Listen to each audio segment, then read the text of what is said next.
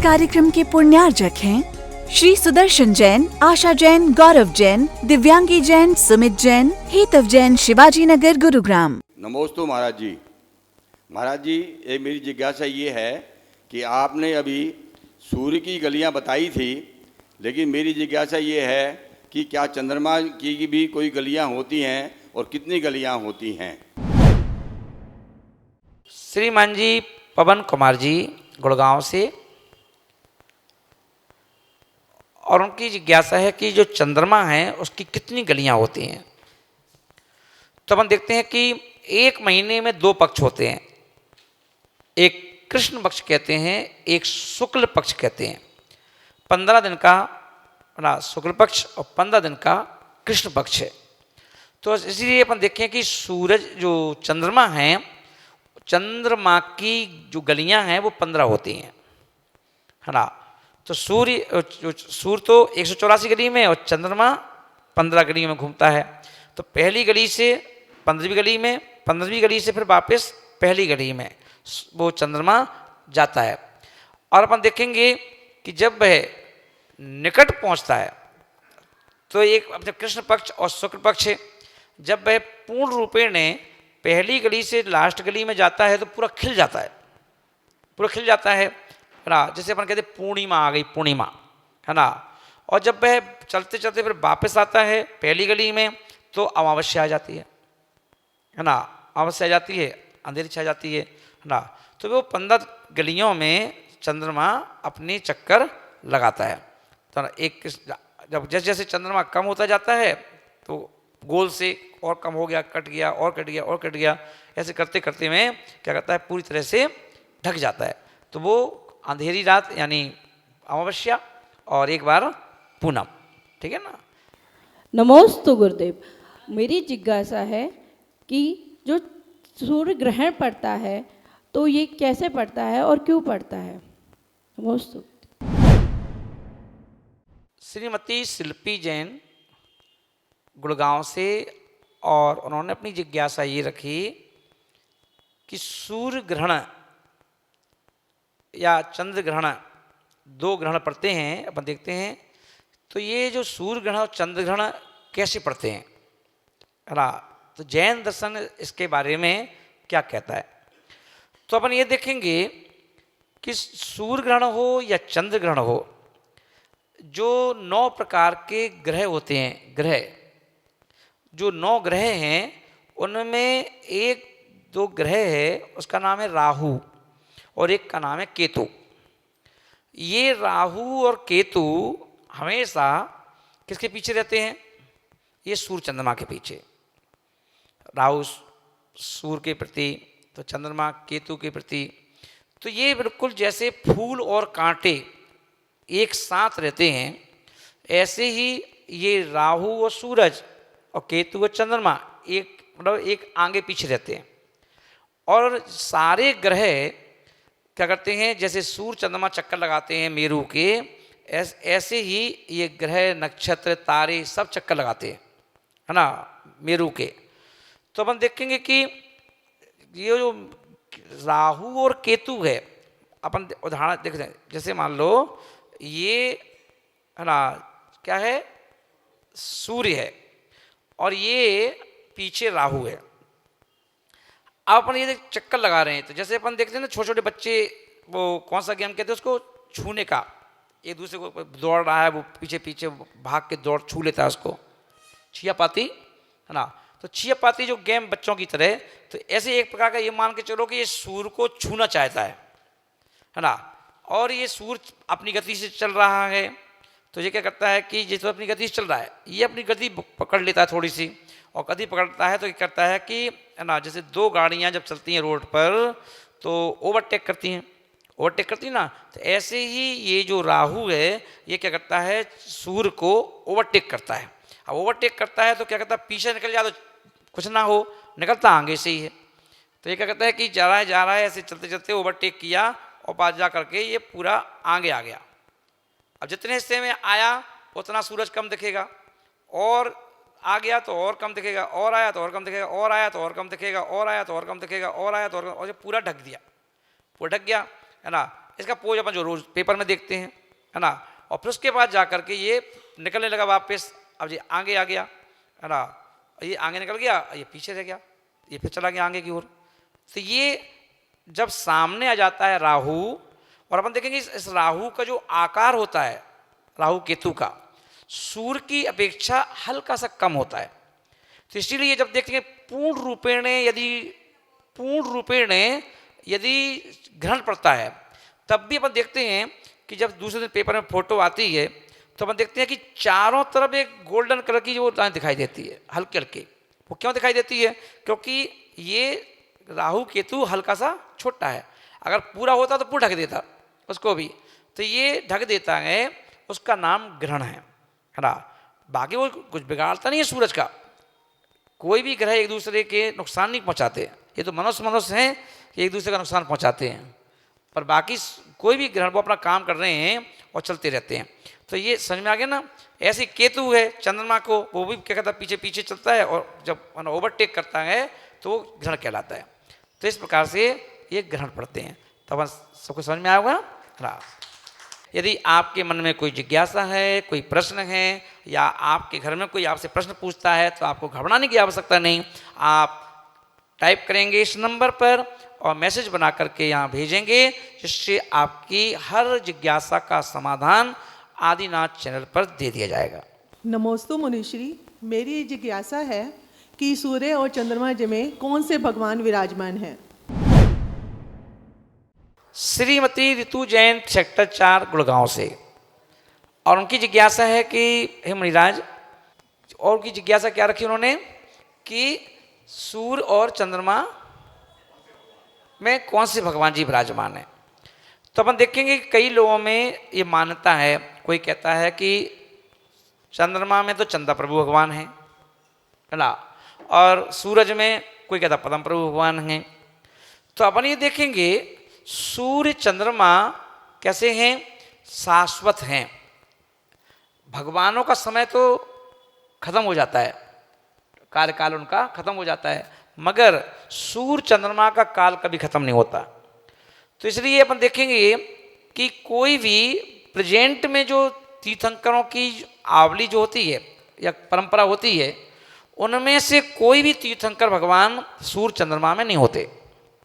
सूर्य चंद्रमा में जो भी भगवान होते हैं वो अरहंत परमेष्टि होते हैं, अरहंत परमेष्टि। क्योंकि कई बार अपन देखते हैं ना कि लोग सूर्य नमस्कार करते हैं, सूर्य को जल चढ़ाते हैं, तो कई लोग देखते हैं, तो कई लोग चढ़ाते तो हैं, पर कई लोगों को पता ही नहीं है क्यों चढ़ाते हैं।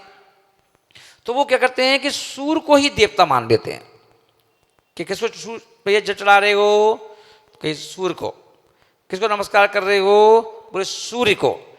और जैन व्यक्ति क्या करता है, वो सूर्य को नमस्कार नहीं करता, क्योंकि सूर्य तो एक जैसे अपना घर होता है, वो विमान है उनका, वो घर है उनका देवताओं का, तो उसमें देव रहते हैं।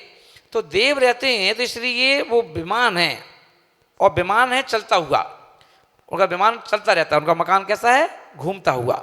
तो उस मकान में रहते हैं, और उस मकान के अंदर जैसे अपने घर में एक देव स्थान होता है जहाँ पर मंदिर बना देते हैं, है ना, ईशान कोण में, तो ऐसे ही हर देवी देवताओं के मकान में एक मंदिर जरूर होता है।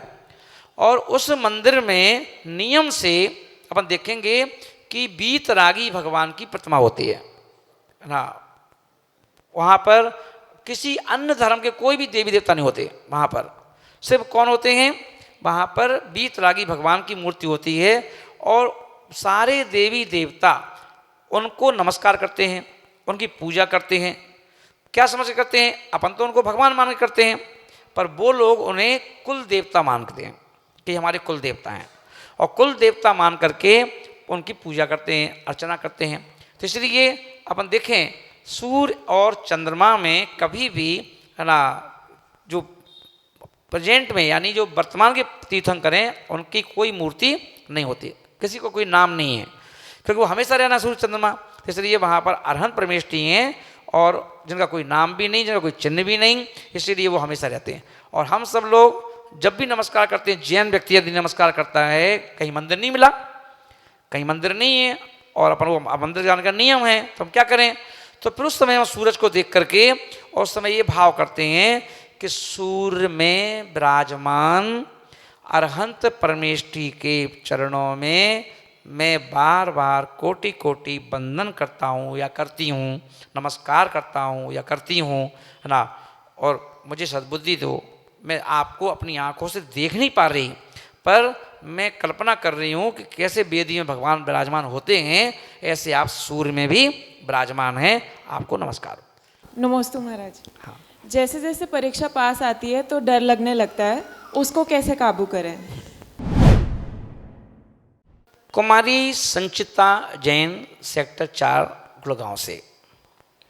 और इस गुड़िया की जो जिज्ञासा है कि बच्चा कोई भी हो, किसी का भी हो, जब अपन देखते हैं कि जैसे जैसे एग्जाम्स डेट नज़दीक आती है वैसे वैसे एकदम घबराहट और डर हमारे दिल दिमाग पर छाने लगता है। तो उसके लिए हम करें क्या? तो अपन देखें, पहली बात यह है कि जब हम पढ़ाई करते हैं तो अपन देखें कि हमारे अंदर बहुत सारा प्रेशर हम अपने ऊपर ले लेते हैं। और जब प्रेशर ले लेते हैं तो क्या होता है, और एक हमारे अंदर ओवर कॉन्फिडेंस भी ले लेते हैं हम। पढ़ाई के लिए सबसे ज़्यादा रिलैक्स, पढ़ाई के लिए क्या होना चाहिए? रिलैक्स रहो, है ना, बिल्कुल सामान्य तरीके से, बिल्कुल है ना, बिल्कुल बिना प्रेशर के, अपने ऊपर प्रेशर को हावी नहीं होने दो, है ना। और बड़े खुश मिजाज रहो, हल्का सा प्राणायाम भी करो, हल्की सी ताज़ी हवा भी लो, हल्का सा कुछ संगीत भी सुनो, है ना। क्योंकि अपन देखते हैं कि जब लगातार व्यक्ति किताबी कीड़ा बनता है तो उसके साथ ये घटना घटने लगती हैं, है ना। तो वही व्यक्ति क्या कहता है, उसके लिए कहा गया कि थोड़ा सा अपने रेस्ट भी दो माइंड को, थोड़ा सा माइंड को डाइवर्ट भी करो हल्का सा, है ना। अपने थोड़ा सा हरियाली की तरफ निहारो, थोड़ा सा संगीत का सहारा लो, कभी हल्का सा ध्यान का सहारा लो, मेडिटेशन का सहारा लो। और जब हम यदि ऐसा करते हैं तो हमारे ऊपर किसी प्रकार का कोई बर्डन नहीं रहता फिर, है ना। पेपर है ना, करेंगे, अच्छा होगा, है ना, मुझे विश्वास है ना। इतना कॉन्फिडेंस होना चाहिए अपने आप, ओवर भी ना हो पर कॉन्फिडेंस होना चाहिए कि हाँ मैं करूँगा, मैं कर सकता हूँ, मेरा पेपर अच्छे से जाएगा, है ना, मैं तैयारी कर रहा हूँ, कर रही हूँ, है ना। वो डरने की क्या जरूरत है ना। तो अपने आप को मोटिवेट भी करते जाओ, अपने आप को मोटिवेट भी करेंगे, है ना। और जब हम ऐसा करते हैं, है ना, जब हम ऐसा करते हैं तो हम देखते हैं कि पहले जब हम लोग पढ़ते थे तो माँ क्या करती थी, मलाई खा ले शक्कर के साथ, है ना, तेरा माइंड कैसा रहेगा, तरावट रहेगी इसमें, है ना, और क्या होगा, घबराएगा नहीं, डरेगा नहीं। तो मलाई खिलाती थी, है ना, मिश्री डाल के दूध देती थी कि चलो मिश्री डाल के दूध पियो, है ना। बोले कि क्या है, पढ़ने लिखने वाले बच्चे जब मेहनत ज़्यादा करते हैं, नींद नहीं हो पाती है उनकी, है ना, नींद नहीं हो पाती है तो नींद भी हावी हो जाती है, तो वो गर्माहट देती है, तो वह चिड़चिड़ापन भी आ जाता है पढ़ते समय, है ना। फिर हमें क्या करते हैं कि खाना पीने का भी ध्यान रहता है ना। तो हमारा सारा टाइम टेबल जो है वो अस्त व्यस्त हो जाता है, और जब अस्त व्यस्त हो जाता है तो हम भी अस्त व्यस्त हो जाते हैं। तो इसीलिए बड़े रिलैक्स होकर के हमें अध्ययन करना चाहिए, और बड़े सुंदर तरीके से अपने मन को भी थोड़ा सा क्या करना चाहिए, उसको रेस्ट दो, उसको भी रेस्ट दो, ना मेडिटेशन के रूप में दे दो, ध्यान के रूप में दे दो, दर्शन, भगवान के दर्शन करके आ जाओ, उसको दे ऐसे दे दो, है ना। थोड़ा सा अपना प्राणायाम कर लो, थोड़ा संगीत सुन लो, ऐसे रिलैक्स दे करके हम अपने आप को सही करेंगे, रिचार्ज करेंगे और पेपर देंगे। नमोस्तु गुरुवर। मेरे मन में एक जिज्ञासा है कि ये जो गर्मी और सर्दी जैन आगम के अनुसार कैसे पड़ती हैं? श्रीमान नरेश जी जैन, प्रधान जगमपुरा, और उनकी जिज्ञासा है कि जैन दर्शन के अनुसार दुनिया में जो ठंडी होती है, गर्मी होती है, ये कैसे पड़ती है। तो हम देखेंगे कि सूर्य 184 गलियों में जाता है। उदाहरण के तौर पर लेंस, जो बच्चे अपन स्कूल में पढ़ते थे, जब अपन तो लेंस बिकते थे, लेंस तो अपन लेंस खरीद लाते थे, तो वो लेंस वैसा तो ठंडा है, और कभी अपन देखें लेंस कभी गर्म भी नहीं होता था, पर अगर ऊपर से धूप पड़ रही है तो धूप पे अपन क्या करें, कोई कागज़ पे उस लेंस को अपन जितना ऊंचा करेंगे, कागज़ से जितना ऊंचा करेंगे उसकी बिल्कुल वो पतली हो जाएगी, है ना, और बिंदु सा बन जाएगा, और जितना पतला बिंदु सा बनेगा कागज़ जल जाता है। और अपन लोग उस समय खेलते थे तो देख लिया कि भाई कोई व्यक्ति बैठा है ना, जाप कर रहा है, अपन क्या किया उसकी पीठ पे कर दिया तो अरे जल गया, कहते थे ना। पर अपन देखें भले कागज़ जल जाए पर लेंस कभी गर्म नहीं होता था, लेंस ठंडे के ठंडे रहता था।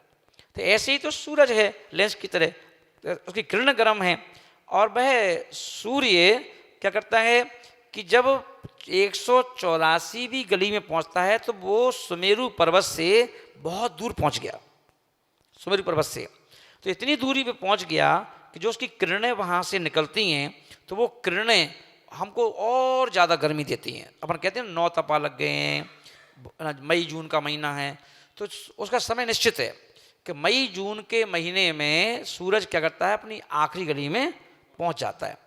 अब आखिरी गली में पहुंच गया तो गर्मी, अगर वो लौटेगा भी तो कम से कम 10-20 गली जब तक वो पीछे नहीं आ जाएगा तब भी गर्मी ही रहेगी, है ना, खूब गर्मी पड़ती है ना। और बस सूरज क्या धीरे धीरे धीरे वापस आता है और आकर के पहली गली में आ जाता है। तो पहली गली में पहुंचने तक उसको वो कौन सा समय है, तो वो डेट भी फिक्स है 14 जनवरी। वो डेट कौन सी है, 14 जनवरी है। हाँ, तो जैसे अपन कहते हैं मकर संक्रांति, तो मकर संक्रांति के दिन सूरज जो है पहली गली में आ जाता है। अब पहली गली का मतलब क्या है कि धरती से निकट आ गया, है ना। तो धरती के निकट आने से अब उसकी किरणों को उतना असर नहीं पड़ता ना, पड़ता तो है पर कम पड़ता है। तो इसलिए क्या होता है कि ठंड पड़ती है, तो ठंड पड़ने लगती है। अब कितनी पास में जाता है, तो सूर्य सुमेरु पर्वत से मात्र 11,000 किलोमीटर की दूरी पर जब आता है तो ठंड पड़ना चालू हो जाती है। कितनी दूरी पर, 11,000 किलोमीटर की दूरी पर जो मेरू पर्वत खड़ा हुआ है पहला, इससे 11,000 किलोमीटर की दूरी पे पहली गली है। फिर घूम के जाएगा, फिर उसके और आगे जाएंगे तो दूसरी गली, फिर और आगे तीसरी गली, फिर और आगे चौथी गली, ऐसे 184 गलियाँ। तो पहली गली में आने पर ठंड और लास्ट वाली गली में पहुंचने पर गर्मियां चालू हो जाती हैं। तो ये सूर्य का प्रभाव है। इस कार्यक्रम के पुण्यार्जक थे श्री सुदर्शन जैन, आशा जैन, गौरव जैन, दिव्यांगी जैन, सुमित जैन, हेतव जैन, शिवाजी नगर, गुरुग्राम।